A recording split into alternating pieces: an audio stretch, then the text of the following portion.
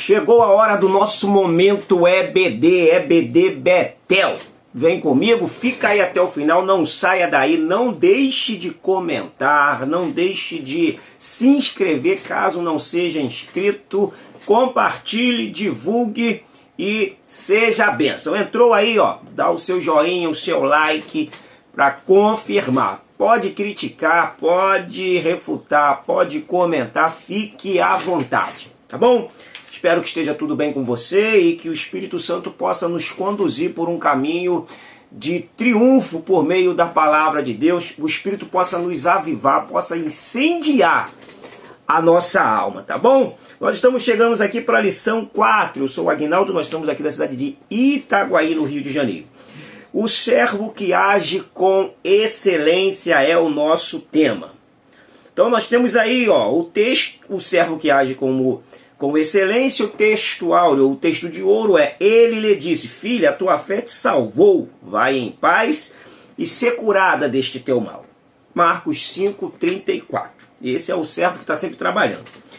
A verdade aplicada: como Jesus é o servo supremo que nos oferece o melhor, é possível servirmos a Deus com excelência. Procurando uma caneta e não estou encontrando. Vamos lá, vai de lápis ou vai de marca-texto. Quais são os objetivos dessa lição? Mostrar que o perdão é essencial para a vida cristã. Lembra que o perdão é tudo para nós. Expor que servir a Cristo é um prazer, não é um dever, porque se for dever cansa. E falar que a verdadeira liberdade está em Cristo. Texto de referência é Marcos capítulo 10, 42 ao 45. Então é importante a gente entender que isso aqui, ó, que falar que a verdadeira liberdade está em Cristo. Liberdade é quando eu tenho o direito de decidir, liberdade é quando eu tenho o direito de pensar, liberdade é quando eu, tendo o direito de pensar, penso e raciocínio e compreendo que aquele conceito é a melhor opção para mim. Então eu abraço aquela ideia e abraço aquele conceito sem ser obrigado, sem ser me imposto isso. Então Jesus ele tinha muito método não de impor, mas de expor o texto.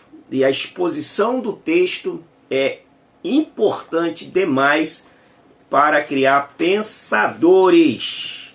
Ok? Pense sempre nisso quando você estiver ensinando aí. Crie pensadores. Dê ao povo liberdade para pensar. A introdução diz assim: o Evangelho de Marcos nos oferece uma visão sobre a perfeição do agir de Cristo em conceder perdão, instrução e libertação, bem como sendo exemplo para nós hoje, que temos sido enviados, também com o poder do Espírito Santo, ao mundo tão carente e necessitado. Quando a gente ler esse texto aqui, ó, rapidamente aqui, que isso aqui, eu acho que isso aqui é importante. Você pega aqui o livro de Marcos, que é o texto do capítulo 10, e a gente pega o Mateus, capítulo 20, verso 20. Diz assim, ó: então chegou a ele a mulher de Zebedeu com seus filhos, e adorando-o pediu-lhe um favor.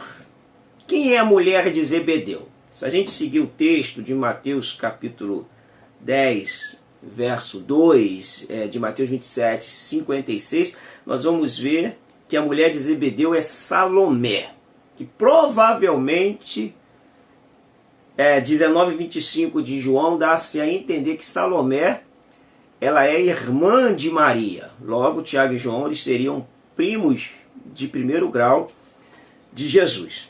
Então, ó, então chegou a ele a mulher de Zebedeu com seus filhos e adorando-o pediu-lhe um favor e perguntou-lhe: que queres? Ela respondeu: manda que no teu reino estes meus 2 filhos se assentem um à direita e outro à esquerda.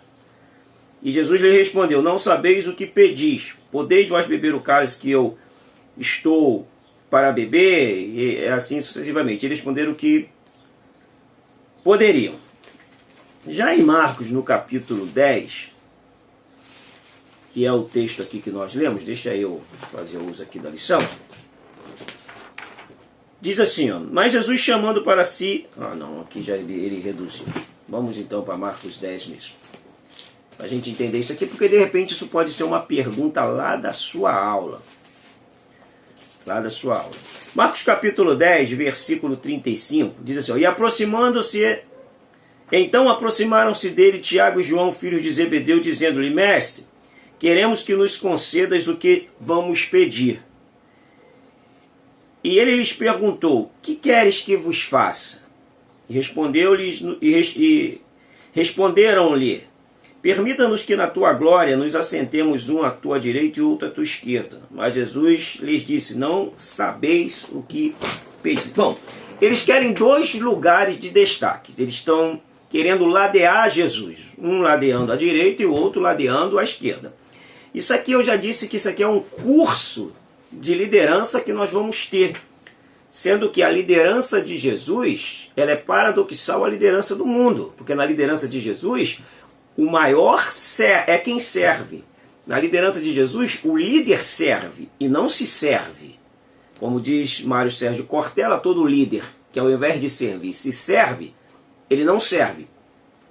E o texto aqui de Mateus, capítulo 20, verso 20, diz que a mãe deles pediram a Jesus. Marcos diz que eles pediram a Jesus. Existe contradição no texto? Não.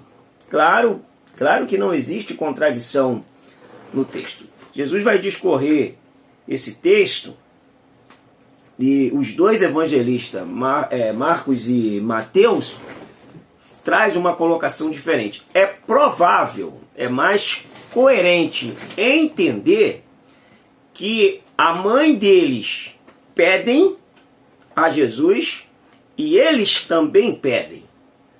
Então Mateus, ele relata o fato do pedido da mãe e Marcos relata o fato do pedido deles. Então, na verdade, não há coerência nisso aí, é só para a gente ficar aí atento a isso, porque pode virar uma pergunta na sua aula. Estou de olho aqui na minha hora. Vamos lá. O servo que oferece perdão. Cristo permitiu, tópico 1. Cristo permitiu tanto brilho em sua trajetória que podemos assistir no Evangelho de Marcos que ele sempre tem o melhor para nos oferecer.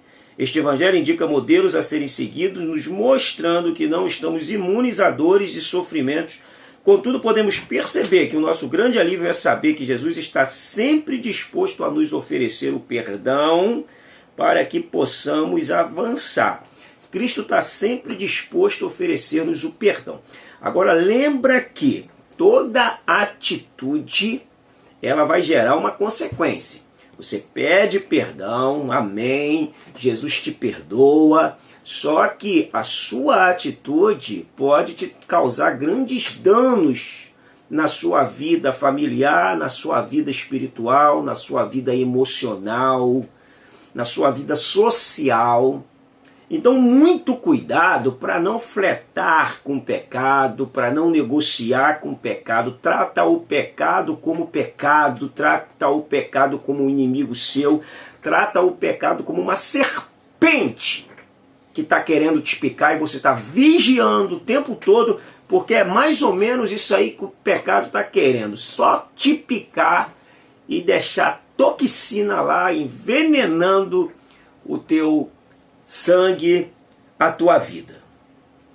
Jesus nos oferece perdão, mas as consequências ficam por nossa conta. E seja você um líder que saiba perdoar aquele que te ofende e aquele que te critica, entendendo que se você é líder, automaticamente as críticas fazem parte do seu chamado. Não tem como você ser um líder e não ser criticado porque você está em evidência. Então se prepara para isso. Se blinda para isso e não devolva as flechas quando te atirarem. Faça como Davi, toque harpa enquanto te atiram lança. O 1 diz, tópico 1, subtópico 1. O perdão do servo nos ocasiona paz. Conforme observado, a cura do paralítico de Cafarnaum adveio com a ajuda de 4 amigos que o levaram até o telhado e desceram com ele de lá até Jesus. São os 4 amigos de Marcos capítulo 2 que estão ali levando um paralítico para ser curado. Devido à grande multidão, e fecham-se a porta, e quem quer chegar até Jesus, ele supera qualquer dificuldade. Quem não quer chegar a Jesus, inventa uma porção de desculpas. Não é assim que acontece? Então é desse jeito mesmo. Do tempo de Jesus até hoje não mudou muita coisa não. As pessoas vão criando ideias e conceitos para poder não chegar perto de Jesus, inventando as suas desculpas. Mas eles foram lá, furaram um buraco no telhado da casa, que era feito ali de barro, atravessado com madeira, plantava-se grama, e provavelmente essa casa indica-se que, se você ler o capítulo 1 e o 2, você vai entender que provavelmente essa casa é a casa de Pedro. E eles estão lá furando o telhado da casa de Pedro. Pensa bem, até Pedro, o explosivo, quando Jesus está na casa dele, ele amansa. Até Pedro, o explosivo, quando Jesus está na casa dele, ele permite que o seu telhado é furado. Como é que Jesus faz a diferença na nossa vida, né? Às vezes a gente se desconecta um pouquinho de Jesus e a gente fica grosso, não é verdade? Dá fora nas pessoas, e depois você pensa assim, por que eu agi assim? Momento de agitação, desconexão com Jesus. Talvez um dia mal se apresentou diante de Deus. Não louvou, não adorou, não orou, não leu a palavra, e automaticamente será um dia meio perturbador para nós, porque o que alenta a nossa alma é estar com Jesus, é Jesus estar na nossa casa. Amém? Então, assim Jesus demonstra que o pecado, na verdade, é o grande problema do ser humano, porque eles chegam lá e Jesus diz assim, perdoados estão os seus pecados. E aí os fariseus, não, mas perdoar pecado?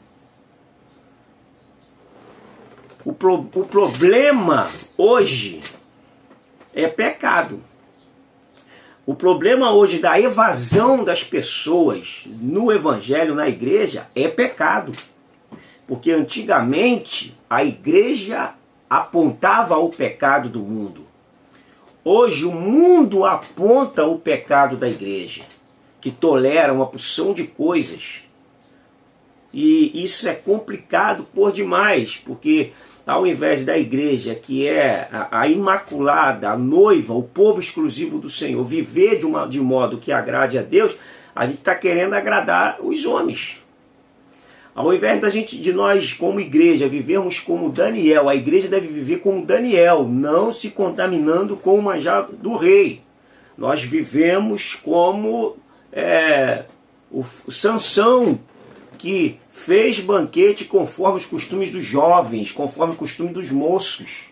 Ao invés de nós vivermos como Daniel, a gente fica fazendo festa de acordo com o mundo, de acordo com o que eles têm, de acordo com o que eles têm para apresentar. Foi o caso de Sansão. Aí você olha a vida de Sansão e você olha a vida de Daniel. Lê 14 do livro de Juízes, vai estar lá. E Sansão fez uma festa de acordo com o costume dos moços. Qual era o costume dos moços da cidade de Dalila? Qual eram os costumes do moço dos filisteus?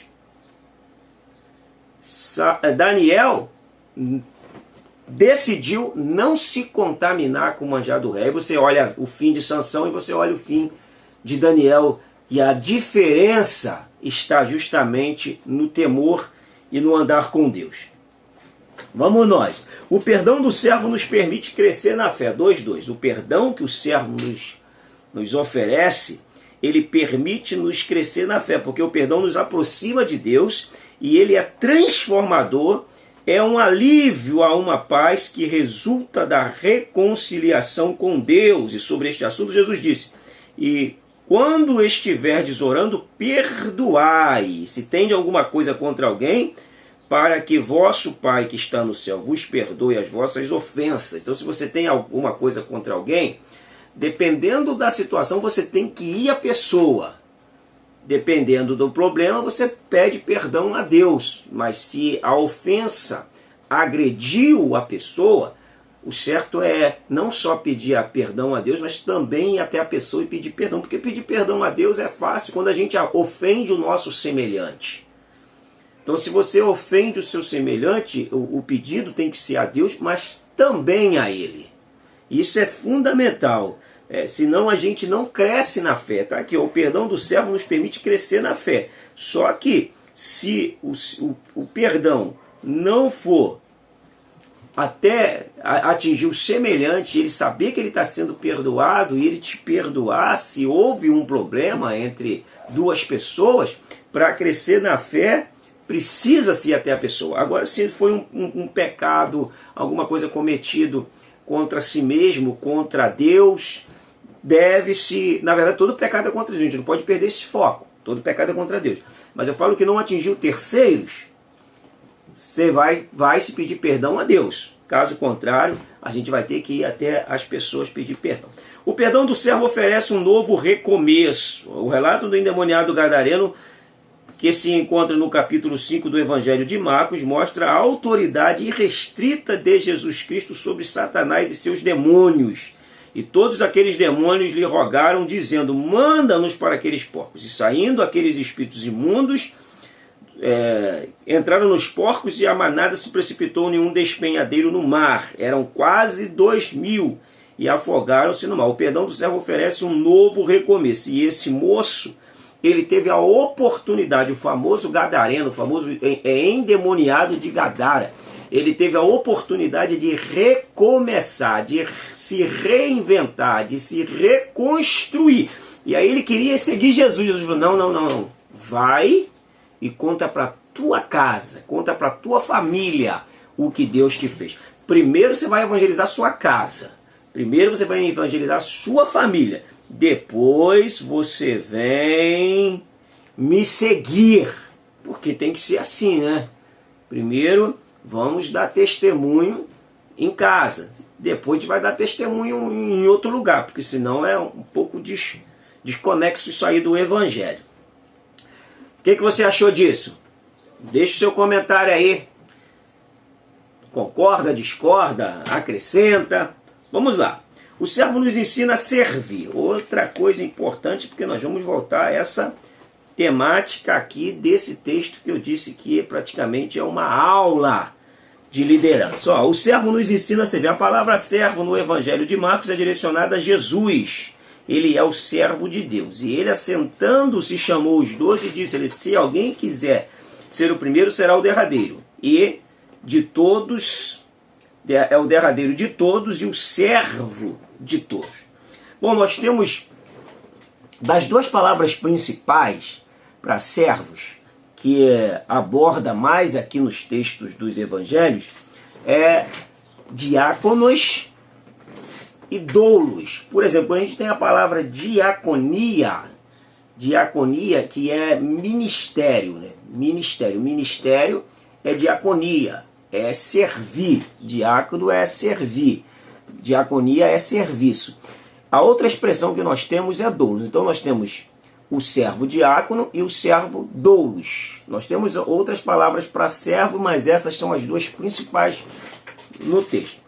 O diácono é o servo em relação ao seu serviço, ao seu ministério, à sua diaconia. O doulo é o servo em relação ao seu senhor, que ele não tem vontade própria, que não faz o que quer, que deve ser submisso, que deve ser obediente. O servo em relação ao seu senhor. Diaconia, o servo em relação ao seu serviço. O servo nos ensina a servir. E ele chama os seus discípulos, que estão ali tendo uma discussão, e ele vai falar assim: eu vou ensinar vocês que aqui no meu reino, não importa quantos estão servindo a vocês. No meu reino eu não quero nem saber quantos estão servindo a vocês. Lá com Herodes, Herodes se importa com quantos estão servindo ele e de repente se gaba por ter mais servos do que um outro imperador. Mas aqui no meu reino não é assim. Aqui o maior serve o menor. E aquele que quiser ser grande será servo de todos. Isso é paradoxal demais. Isso é lindo, esse texto. Vamos lá, o servo nos ensina a servir com o nosso melhor. Marcos, o 2:1. Marcos narra que Jesus assentou-se defronte da arca do tesouro, observou os contribuintes depositando suas ofertas. Quando, de repente, ele estando assentando em frente à arca do tesouro, observa a maneira como a multidão lançava o dinheiro na arca do tesouro e muitos ricos deitavam muitos. Podemos interpretar que aquela observação do mestre fez com que ele extraísse uma lição para os seus discípulos. Para Jesus, o fato da pobre viúva depositar 2 pequenas moedas não a faz menos amada por Deus do que os demais. Jesus os fez saber que não é a quantia de doação e oferta que importa, mas a intenção com que é doado. É a pureza de propósito. É a motivação com que se faz. Jesus, ele não está se importando com quanto eu faço, com quanto eu oferto. Jesus está se importando com a pureza do propósito com que eu faço a oferta, com que eu faço as coisas para Deus. Ele está se importando com que motivação eu faço, porque eu posso estar fazendo com uma motivação para me beneficiar, com uma motivação de ser ovacionado, de ser aplaudido, de ser ovacionado, de ser citado o meu nome, de estampar o meu nome no jornal. Aí para Jesus isso não vale de nada. A pureza de propósito, a intenção, a motivação com que a gente faz as coisas para Deus é que pesa na balança de Jeová. O resto pesa na nossa própria balança e a nossa balança é enganosa. O 2:12 diz: o servo nos ensina a servir com humildade. Diferentemente dos escribas que gostavam de andar para lá e para cá, usando as capas compridas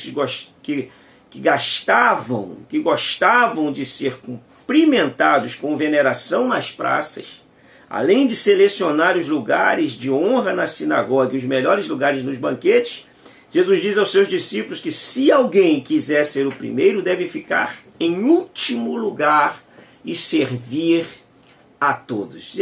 Jesus foi quebrando aquela ideologia da honra de Tiago e João. Quando eles falam assim: Senhor, no teu reino deixa a gente sentar aí, um na sua direita e outro na sua esquerda, a gente ladear o Senhor. E pior de tudo é que os 10 estavam ali também questionando onde eles iriam ficar. Isso é comum ainda hoje? O que você acha? Você ainda vê esses fatos, esses acontecimentos na igreja? Aqueles que querem ladear, aqueles que querem um lugar de honra, aqueles que querem um lugar para ser visto, para se apresentarem, para, ao invés de servir os menores, eles os pisa, os humilha, o despreza, mas querem se beneficiar com o que os menores, os que não são líderes, ofertam e oferecem para eles. Ouvindo isto, indignaram-se os 10, é o verso 41, contra Tiago e João. Olha só, eles estão ali matutando: pô, mas e nós? Como fica a gente? O que Tiago e João estão pensando? Como Jesus é sábio, como encanta essa sabedoria de Jesus e como ele dá uma tacada de mestre dos mestres. Não só nos 10, mas nos 12 de uma vez só. Mas Jesus, chamando-os para junto de si, disse: vem cá vocês, Deixa eu dar uma explicação para vocês, eu acho que vocês não entenderam. Se necessário for, eu vou desenhar para vocês entender ainda a dinâmica do meu reino. Como que eu trabalho no reino? Como que a gente faz? Jesus disse assim, ó, sabeis que lá fora os governadores têm-nos sob o domínios, e sobre eles os seus maiorais exercem autoridade. O maior exerce autoridade no menor. Lá fora Jesus estava ensinando. Mas entre vós não é assim. Pelo contrário, quem quiser tornar-se grande entre vós, será esse o que vos sirva. Já viu um projeto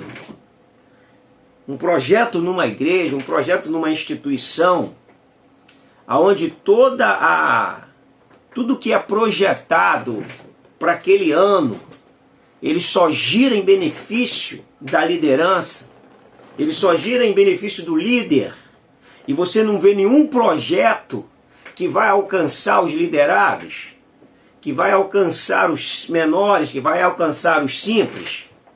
Você já viu um projeto de uma instituição, não sei, talvez numa igreja onde você congrega, aonde na agenda anual tem um projeto para abençoar as pessoas? Ou sempre é para beneficiar a liderança? Jesus está quebrando esse protocolo, esse conceito.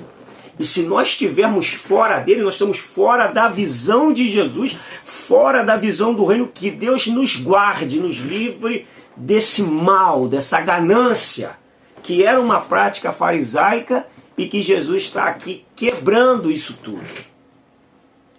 Ou a gente abraça o evangelho de verdade, ou nós vamos ficar enganando de maneira maliciosa e uma hora a conta vai chegar para nós. Vamos lá. Ensinar a servir. E o servo nos ensina a servir sem medo. Após Jesus alimentar a multidão, ele conduziu os seus discípulos para que subissem lá para o monte, para outra banda, enquanto ele despedia a multidão. E logo ao despedir, Jesus subiu ao monte para orar a sós. Jesus sempre foi de oração e nos deixou esse legado. Os discípulos foram tão impregnados com esse legado que eles iniciam ato 2 em oração e segue ali tendo uma vida de oração. A noite chega e diz a Bíblia que o barco era agitado pelas ondas, pois o vento era contrário. E nesta hora Jesus veio aos seus discípulos andando sobre o mar, e o que fez com que eles achassem que era um fantasma. Na verdade existia uma lenda ali, historicamente, de que ali havia aparições de fantasmas. Então eles não inventam essa ideia, de repente eles inventam a ideia. Não, já existia ali uma história de que a região ali era uma região fantasmagórica, tinha ali um Gasparzinho que aparecia ali, um espírito mau. E quando eles veem Jesus, eles ligam essa ideia ao que está acontecendo. E Jesus está, na verdade, ensinando eles a servir sem medo. Jesus fala, tem de bom ânimo, tenha coragem. Ter bom ânimo é ter coragem. Sou eu, não temais. Então nessa passagem ele nos ensina a não ter medo. É claro que a gente está falando no contexto de medo de fazer a obra de Deus, porque medo é um dispositivo que também é de segurança. A crente não tem medo. Claro que tem.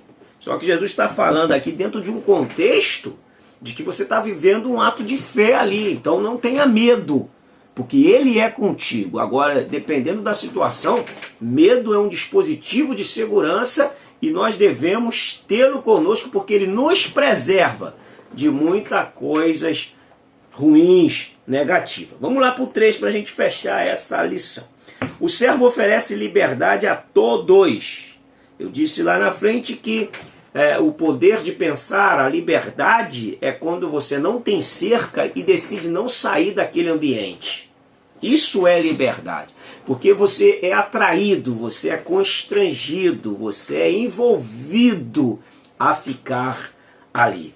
Então, podemos dizer que o medo de errar, que a liberdade, sem medo de errar, que a liberdade é um dos bens mais desejados pelo ser humano. Afinal, todos querem ser livres e curados do mal. E a Bíblia descreve que se o Filho nos libertar, seremos verdadeiramente livres.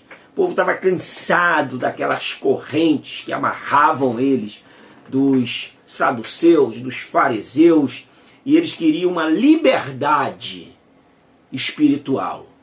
E Jesus trouxe essa liberdade de você poder segui-lo por amor, de você se debruçar na palavra e estudar. E quanto mais você estuda, mais a palavra salta para dentro de você. Quanto mais a palavra salta para dentro de você, ela tem o poder de mudar e de transformar a nossa vida. Aquele a quem o servo liberta é verdadeiramente livre. Livre. E aí a gente precisa a vida toda aí nos desapegando de algumas coisas que nos atam, de algumas coisas que nos amarra, que nos prende, seja emocional, afetivo, algumas coisas que nos